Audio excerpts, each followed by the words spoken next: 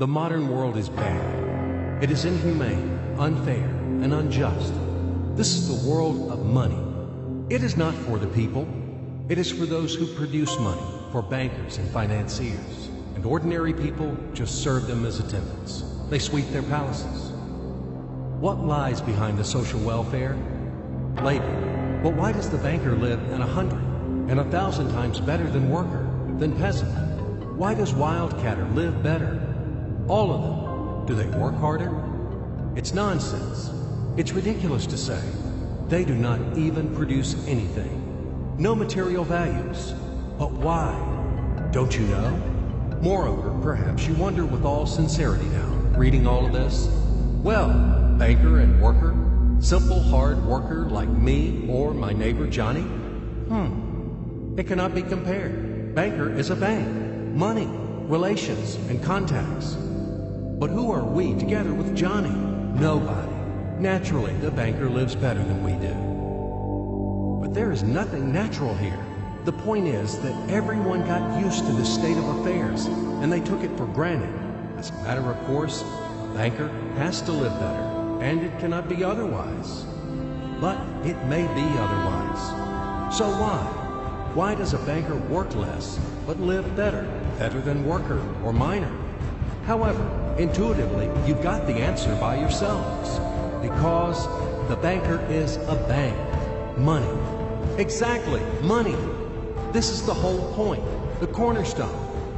And about them, about the money, we should talk more in details. So, what is money? Have you ever thought about it? The calculation tool, the measure of labor? As we are told from childhood, almost from the cradle, we have to work, work, and work.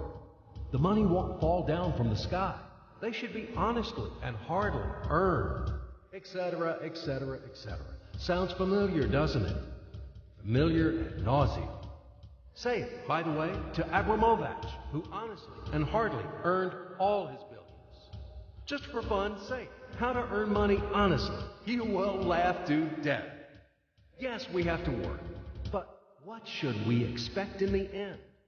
A small pension and half-starved old age? Poverty. You have spent all your life working on some oligarch. You have been taken away all your power, energy, and health. You've been squeezed like a lemon. And after that, you've just been thrown into the dustbin as the fulfilled material. Is this necessary? But this is the reality, horrific reality, of modern society. This is what we should all expect in the end, almost certain. Everything ends up this way for the vast majority of people in today's world, as it ended up for their mothers, fathers, grandmothers, and grandfathers, as it will end up in the present state of affairs for their children and grandchildren, great-grandchildren, then in turn for their children and grandchildren, and so on. The way of the world. Why? All of this is wrong, unfair. It must not exist. Why do some people have to have everything, but others have nothing? Why do some people walk in golden slippers, but the others barely make ends meet? They don't know how to feed their children, although all of them work honestly. Why does it happen? After all, we are the people, the brothers. We are equal, aren't we? Then why? Because there is a lie around us. A huge, continuous, monstrous lie. Do not believe anything that is broadcasted daily on TV by satiated and well-groomed masters of life. And people are not working. And the money is not even a measure of labor. All of this is an insolent and shameless lie. Lie, lie, lie, and lie once again. It is the news which is hung on your ears. Why do they do this? Just to make it easier to manage people. So you are oligarch now, or even an ordinary worthless deputy. Are you equal with others? In what? You live in a different way, eat in a different way, and rest in a different way. In one day, he spends more than you spend in a year. His wife doesn't even get out of Portugal. And yours? He is treated in the best Swiss clinics. And what about you? his children and yours. Have you compared? Well, where is your equality? Perhaps you are equal in rights, aren't you? Oh, I forgot about the rights. As it is written in our Constitution, isn't it? By the way, there are a lot of things written on the fence, too. Nice and intelligent things. Read in your spare time. You will be inspired by these things. And what kind of equal rights do we have with the oligarch or the banker? I'm just curious. Right to work? Well, we have such a right in our country. Nobody argues. Work hard for the benefit of... You work hard at the factory, and he, soon quickly, as they say, to each his own. The right to elect and to be elected. Well, you can elect, of course. You're welcome. Just vote. No matter how people vote, most important, how these votes are counted. And what about to be elected? Are you going to be elected somewhere? Do you have the money for that? Gold reserve for the election campaign? No? So breathe smoothly and relax. Come back to your factory. Continue to work hard. And do not rock the boat. The feast of life is not for you. It is for those who are more equal than you. What else is there? However, it is not the essence. There is no sense for further continuation. I hope everything is already clear. What kind of equal rights you both have, and who are more equal. It is all about universal equality and fraternity. It is figured out, I think. Now we move on to the money. We won't talk about the measure of labor. These are fairy tales for idiots. Money is not any measure of labor. Otherwise, you would live like a lord, or maybe you don't work too much. I don't know. But what is money? Shackles, fetters, chains, durable and unbreakable chains holding the slaves in subjection more reliably than any steel. What are slaves in the 21st century? Do you ask me? What slaves? You and me, all around. You, me, him, her, all of us. We are all slaves, slaves of money. More precisely, we are slaves of those who print the money. We are slaves of our masters. Nothing has been changed at all during these centuries on earth. We live so far in the slave system. Only outwardly, everything has become more decent, more delicate, and more sophisticated. Our shackles are no longer heavy, rusty, and steel. They are invisible and weightless now. They don't seem to exist. You can go wherever you want. You can do whatever you want. You are free. But in fact, the shackles still exist. And damn, you are not free. Freedom is an illusion. Money, that's the point. Well, where can you go without money? It is not the Stone Age today. You cannot live in a cave. You cannot dress yourself in animal skins. And you cannot hunt for mammoth. And where are they, these damn mammoths? You need a house, clothes, food. And this is all about money, money, money. And once again, money. After all, everything around is just for the money. You cannot make a single step without them. But where do you find the money? That's right, you have to earn them. Do you hear? Clatter of chains, whistling of the whip, and shouting of overseers. Have you ever thought that it is immoral to sell yourself? That it is a kind of prostitution to sell your own strengths, brain, time? What is the difference from selling your own body? Yes, but will you object that people have to work? If everybody would stop doing their jobs, what's going to happen then? We will resettle to the caves again, and we will get dressed in animal skins, won't we? That's right. Everything is right.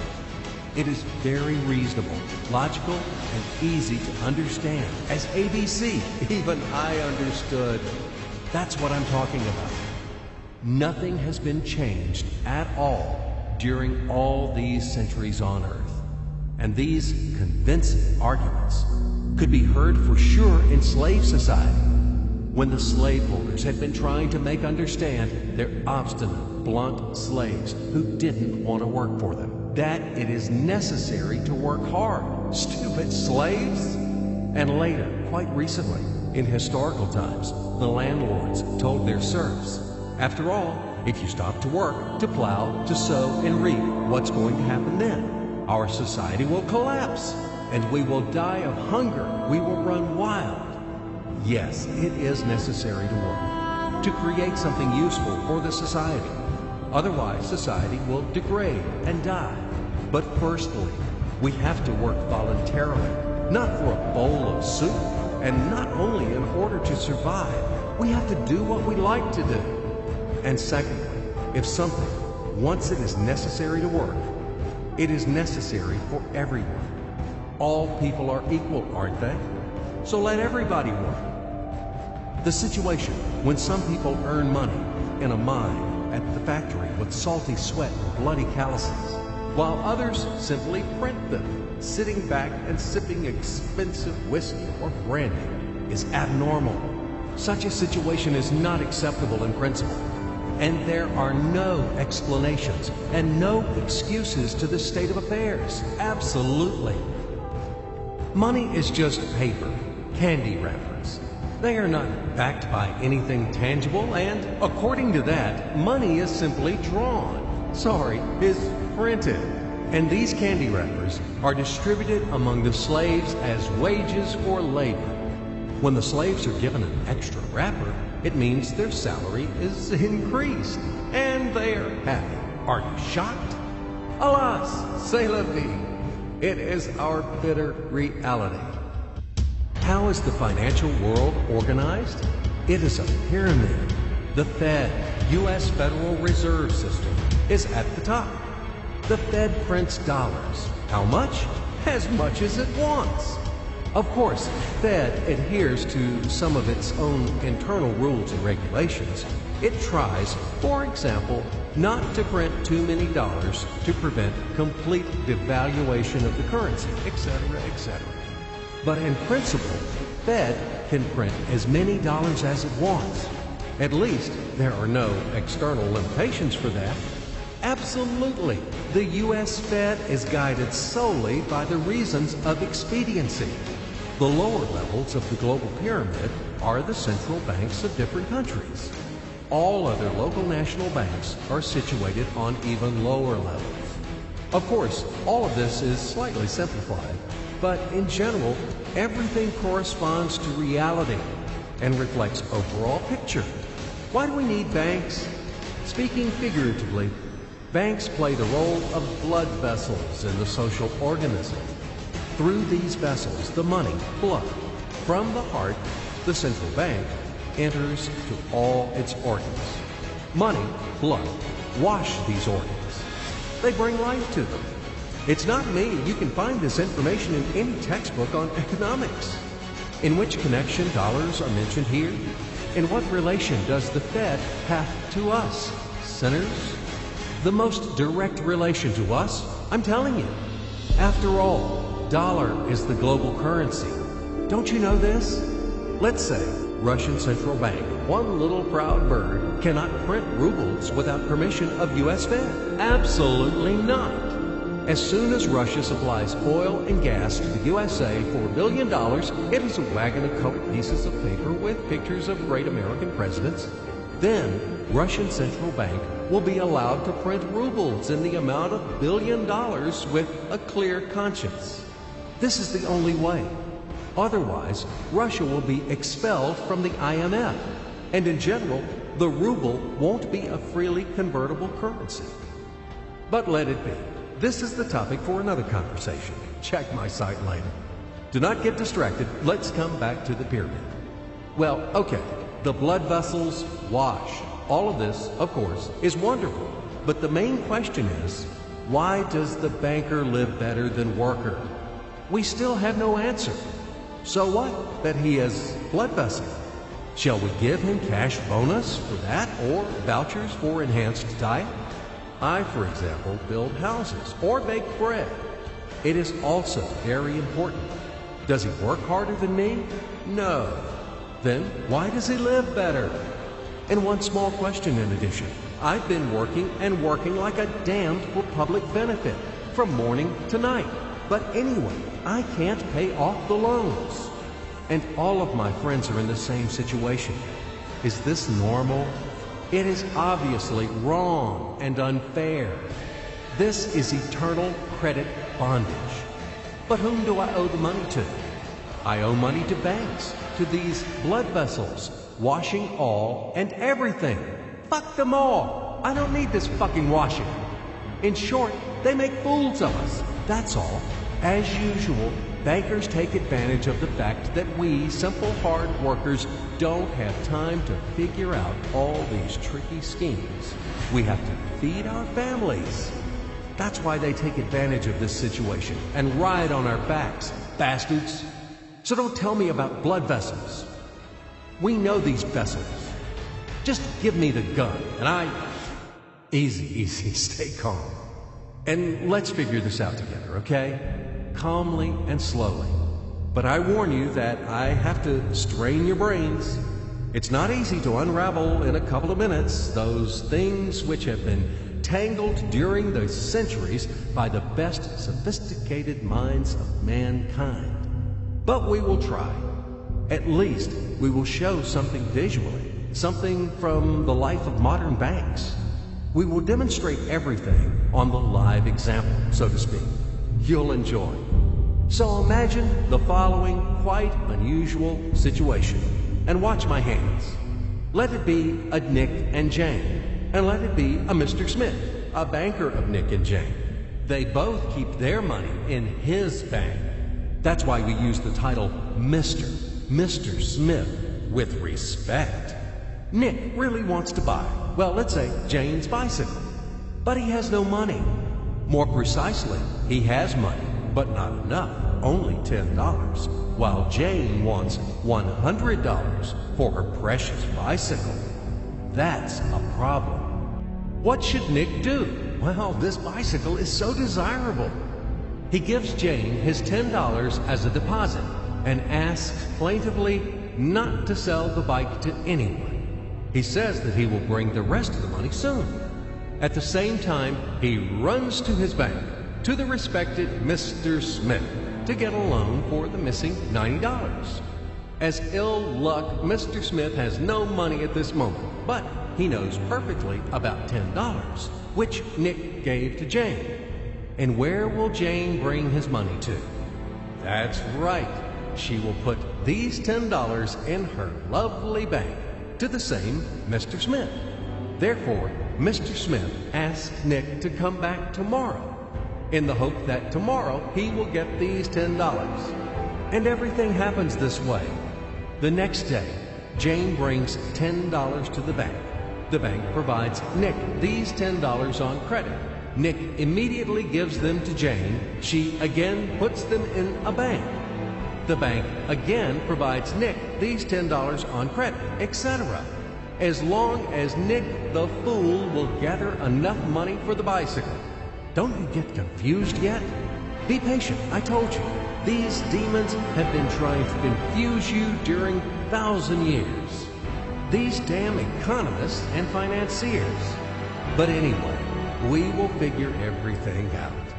So what do we have in the end? Nick finally got the bike from Jane. Wow! But at the same time, Nick owes $90 to the bank, Mr. Smith. And the bank, in its turn, owes $100 to Jane. In other words, those $10, which existed initially, have magically turned into $200, $190 of debts plus real $10. But these $10 would also turn into $1,000, even in $1 million or $1 billion, if Nick would make a more expensive purchase. In this case, our $10 would make the increasing number of its cycles, circuits from hands to hands. That's it. So, what happens in today's world? SOS! It appears that banks also make money out of thin air and multiply them. Not only Fed can produce money, but banks either. In short, everybody can do this, except you and me. We are not in the business at this celebration of life. I would like to print or draw some money as well. In fact, these banks multiply money without any control. And we're still wondering why the banker lives better. What are naive fools are we? Now it is clear why. The one who produces the money, of course, lives better. But this is not enough. From this moment, poor Nick will never be able to repay his debts owed to the bank. No matter how hard he would work, silly Nick doesn't know it yet. That he's in slavery to the bank, in credit bondage forever, because those $90 which he owes to Mr. Smith do not exist in nature at all. Sly Mr. Smith made his money out of nothing. He created them out of thin air, just one click. And $10 turned into $200. Yes, but you can object reasonably that the bank itself owes $100 to Jane, and it turns out that bank is in credit bondage to Jane, and it won't be able to repay its debts owed to Jane either. So where's the bank's profit? What's the trick? Ha! You ask what the trick is. The trick is in the fact that bank has a lot of such Janes, thousands and millions, and they will never come for their money all at once. If one Jane comes, the bank will return her the money of 10 other depositors. That's it. It means that the bank's debt is dangerous and not burdensome. In fact, bank's debt is virtual. It exists only on the paper or in the computer program. It will never be repaid in reality, only in case a panic hit happens. When frightened depositors suddenly will come for their money all at once. Or maybe, do you know any other reason why banks go bankrupt from time to time? Here's why. Because there are not enough money for all depositors. There is 90% of thin air in the bank vaults. Just a lilac fog. Thus, bank is okay. It blooms and smells. We don't need to worry about it. But our Nick has serious problems now. He has to repay all the debts owed to the bank, completely, with interest and penalties. You know this.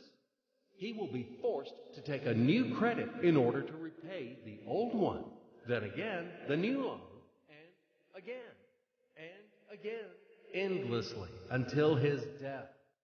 There is no way out of this credit running knot. It does not exist in principle. That's it. Trap slam. Now Nick is perpetual debtor of bank. He is a slave. From now on, he will work for bank until he dies. But he still won't repay his debts. After his death, his children and grandchildren will work for this bank. They all are future slaves of the bank. More precisely, they are slaves of this monstrous and cannibalistic global financial system, which spawned this ruthless and inhumane mechanism which must be destroyed finally. Financial apocalypse.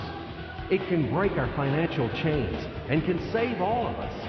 It can finally release us from centuries of slavery. All the old will be burned completely in purifying flame of apocalypse, and the new will be established.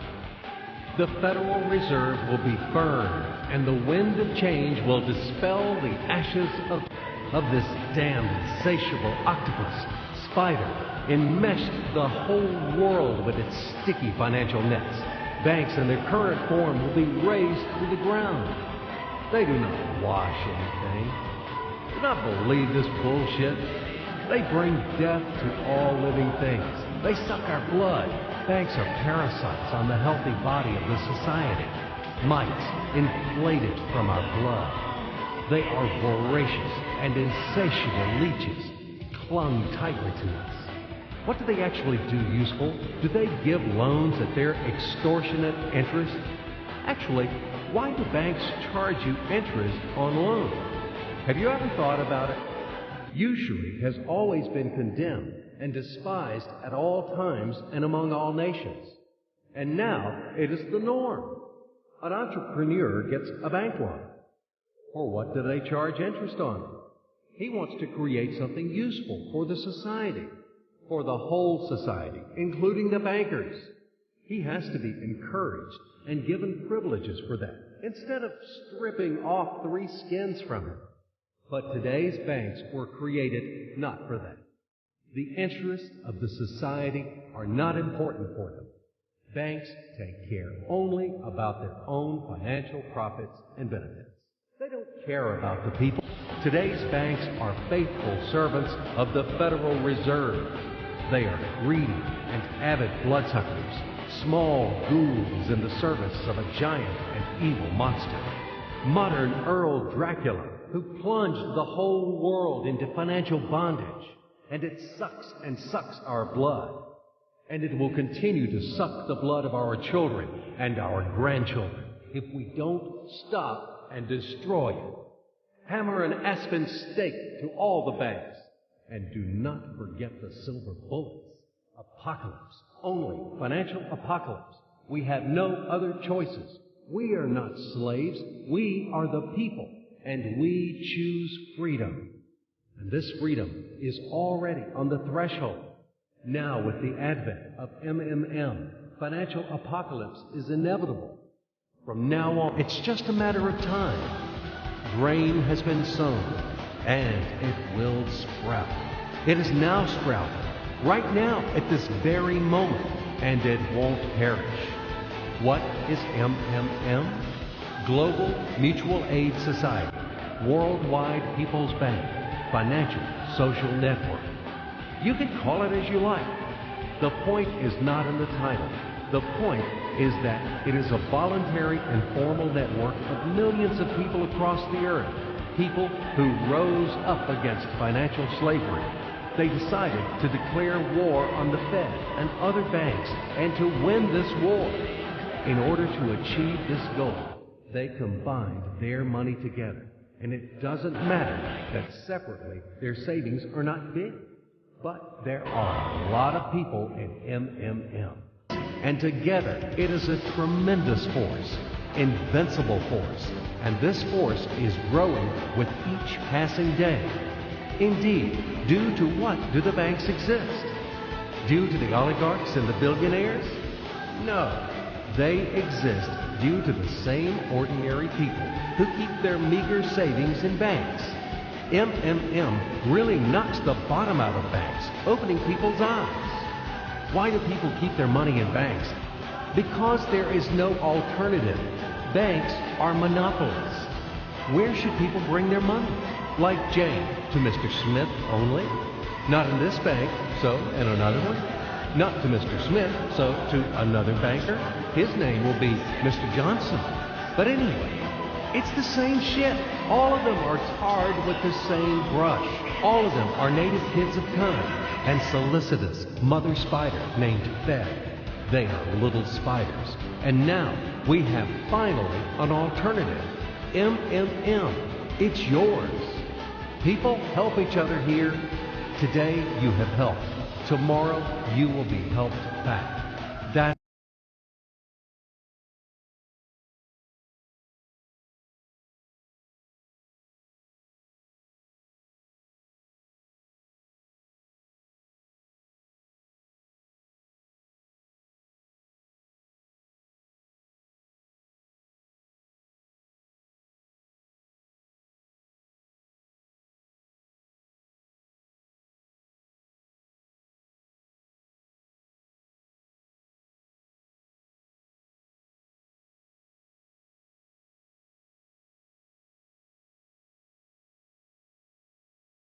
and then they take them back, as much as needed, as much as they need at this very moment. They do not seize, but they just take. In fact, a human being doesn't need a lot of money. It is only important the awareness